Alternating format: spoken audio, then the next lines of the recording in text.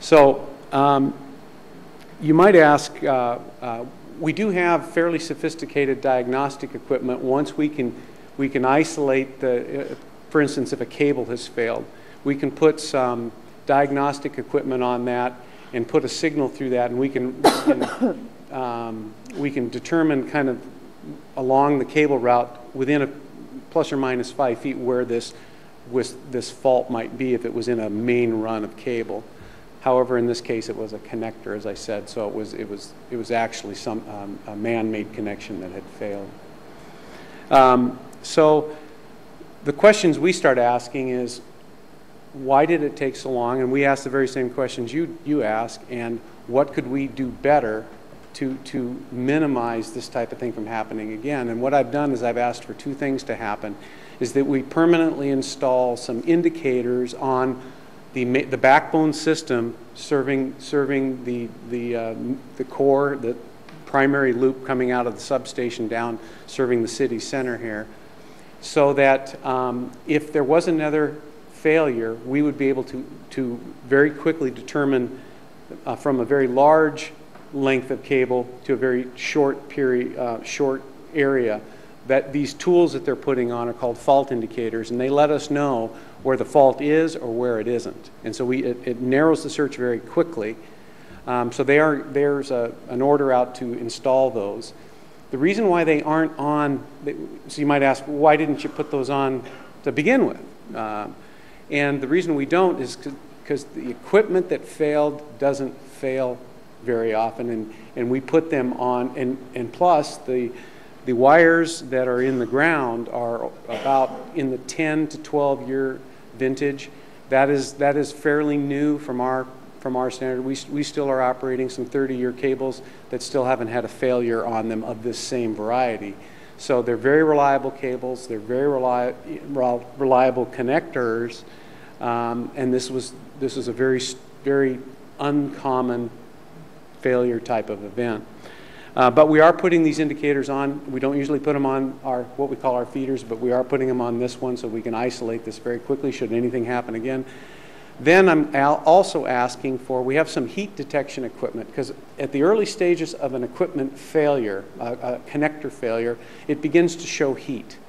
It's not passing the current efficiently, and there's some sort of, maybe it's not tight enough, or maybe there's some aberration in the metal, and they'll begin to show heat. So this, the next time we get the feeders loaded up, and it will probably be as we get into late fall, early winter, we'll come down with some infrared equipment, and we'll open up the vaults and look at the individual connectors to make sure we haven't got a sibling to the connector that failed, to make sure there isn't another one there. Now I need load there to do that, and that's why we want to wait till the loads come up a little bit to where these start to show up a little bit under an infrared gun. So that's two of the things we're doing to answer the question of what have you done so this won't happen again. The system you have in here has got adequate capacity to serve the growth of the city. It's looped and so that we can switch around and restore power.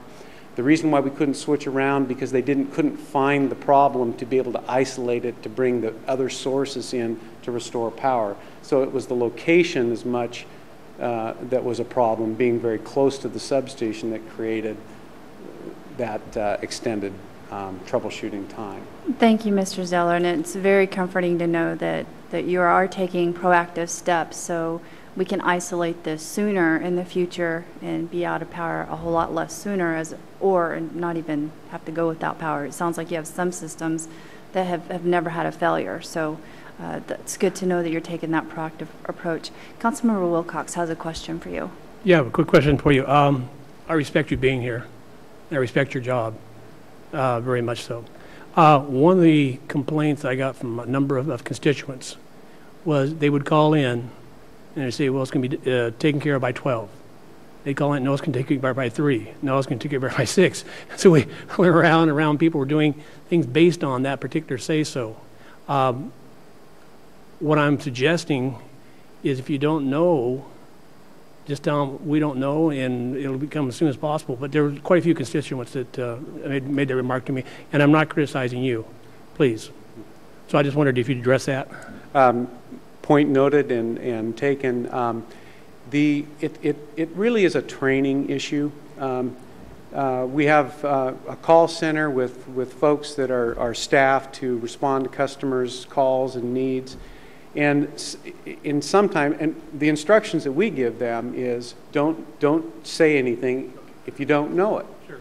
However, some want to say something because they get repeated calls and they just want to tell them something. And our history says that normally these things take 3 to 4 hours to troubleshoot.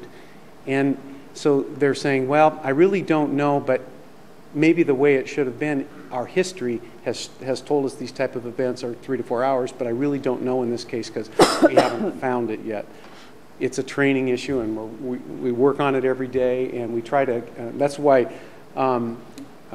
we are involved all the way up and down the company to make sure that after the Hanukkah storm of 2006, that we provide information, high-level information within 24 hours to all customers. We provide area-wide restoration information within 48 hours, and we provide specific restoration to all customers within 72 hours of these storms that come in. And that follows the spirit of this same thing, is don't tell customers something you don't know. And it's really a training issue. Thank you very much.